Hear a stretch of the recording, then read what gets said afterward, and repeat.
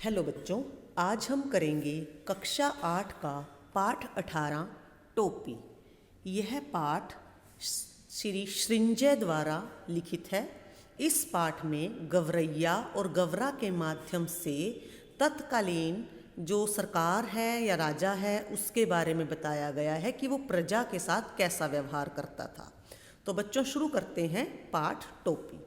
एक थी गवरैया और एक था गवरा, यानी एक चिड़िया, गवरैया चिड़िया को बोलते हैं, और एक चिड़ा यानी इसमें गवरैया और गवरा लिखा है। तो दोनों एक दूसरे के परम संगी थे। जहाँ जाते इकट्ठे जाते, खाते पीते हंसते, सब काम एक साथ करते थे।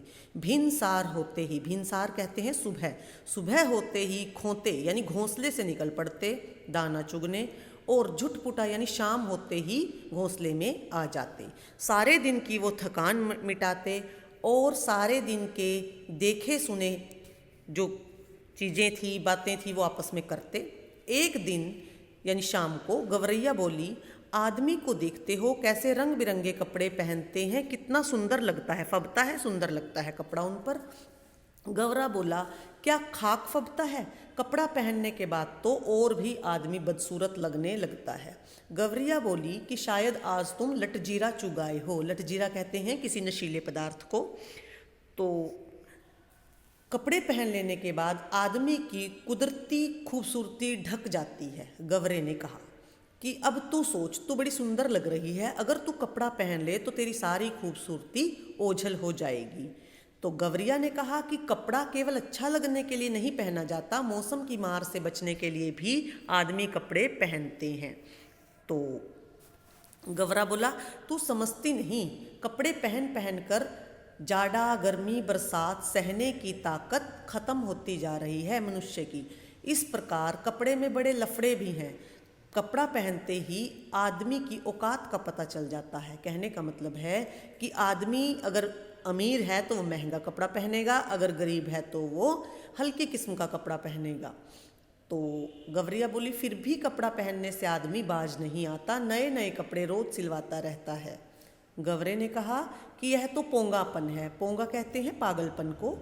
आदमी तो लिबास से लाज ही नहीं ढकता, हाथ पैर जो चलने फिरने के काम कर आते हैं उन्हें भी दस्ताने और मोजों से ढक लेता है। मोजे यानी जुराबों से पैर ढक लेता है। सिर पर जो लटे हैं, बाल हैं, वो भी टोपी से ढक लेता है। तो हम तो नंगे ही भले। तो गवरिया को टोपी की बात सुनकर याद आई कि मनुष्य के सिर पर टोपी कितनी अच्छी लगती है, मेरा भी मन टोपी पहनने का करता है। तो गवरा बोला, तो टोपी तो आदमियों का राजा पहनता है, और एक टोपी पहनने के लिए बड़े बड़े तख्त उलट जाते हैं, यानी बड़ी बड़ी सरकारें पलट जाती हैं।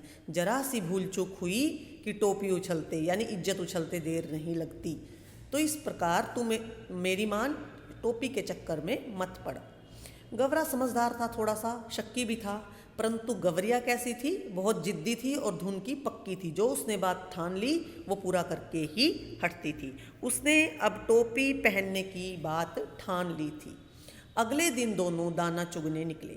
दाना चुगते चुगते उसे रुई का एक फाहा मिल गया। फाहा कहते हैं रुई का छोटा सा टुकड़ा।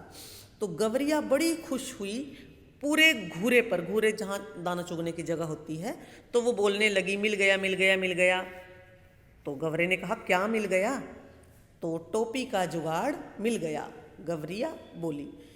तो गवरा कहता है, उसको एक कहानी सुनाता है कि तेरे जैसा एक बावरा था यानी पागल था, उसको चलते चलते एक दिन चाबुक मिल गया। चाबुक जो घोड़े को लगाते हैं, तो बड़ा अच्छा चाबुक था, वो लचकदार था। किसी घुड़सवार के हाथ से वो छूटकर गिर गया था।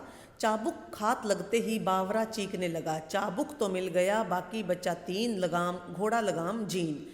अब सारी चीज़ें थोड़ी ना उसको रास्ते में पड़ी मिलेंगी, तो इसलिए वो पूरा काम धंधा सब छोड़कर पूरी उम्र यह रटता रहा कि बाकी बचा 3 घोड़ा लगाम जीन। तो गवरा ने उसको एक ये उदाहरण दिया कि तुम भी अब सारी उम्र ऐसे ही करती रहोगी और तुम्हें कुछ नहीं पता, टोपी का कुछ नहीं पता कि कैसे बनेगी। गवरिया कहती है, बस देखते जाओ टोपी कैसे बनती है।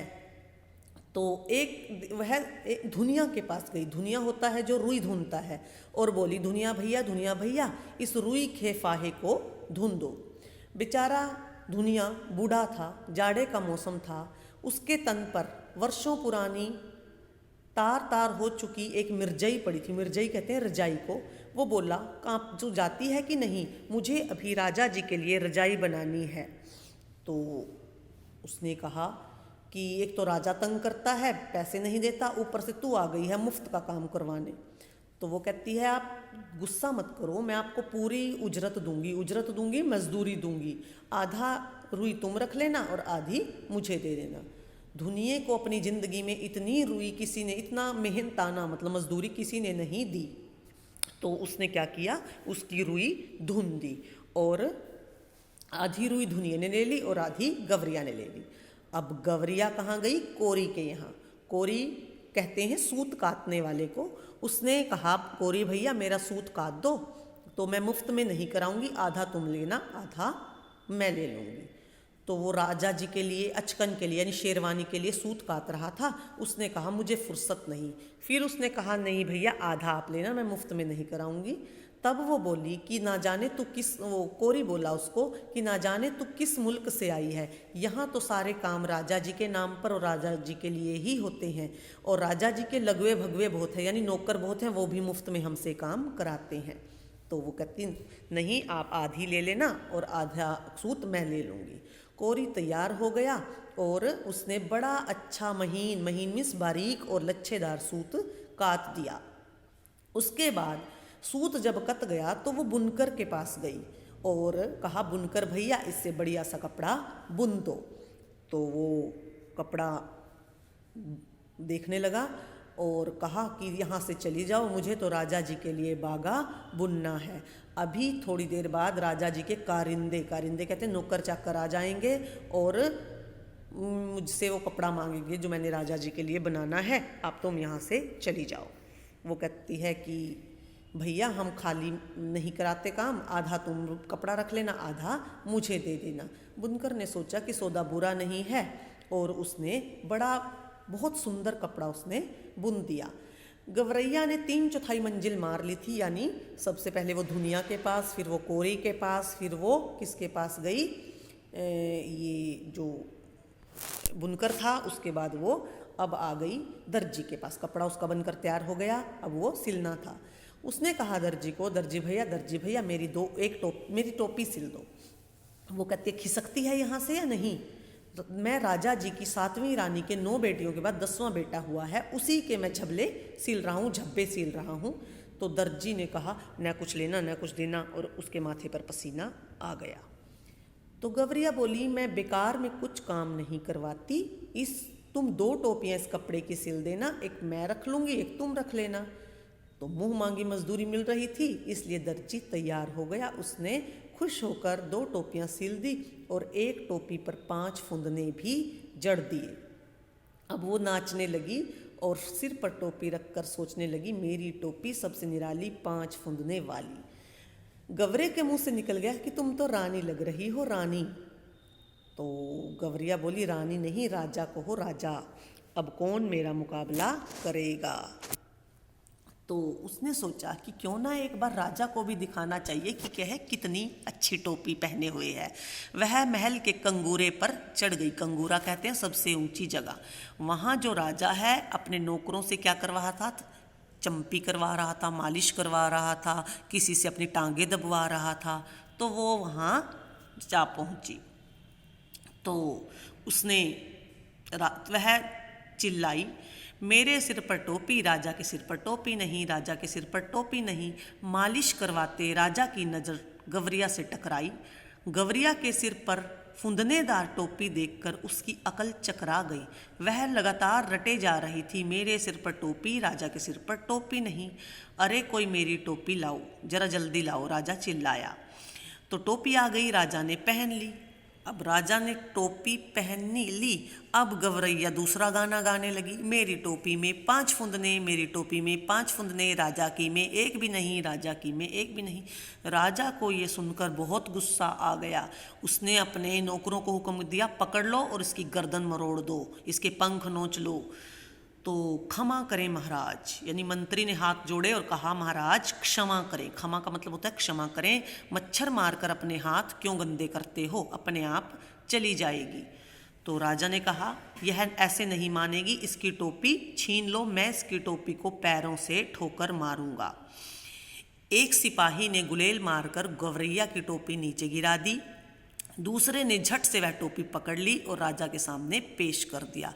राजा उसको मसलने ही जा रहा था पैर से कि उसकी खूबसूरती देखकर दंग रह गया, और इतने सुंदर टोपी को देखकर वह बोला कि मेरे राज में मेरे सिवा इतनी खूबसूरत टोपी दूसरे के पास कैसे पहुंची, तो और ये टोपी बनाई किसने है, उस कारीगर को खोज कर लाओ। तो दर्जी को बुलाया गया। दर्जी ने कहा, दुहाई अंदाता, दुहाई अंदाता।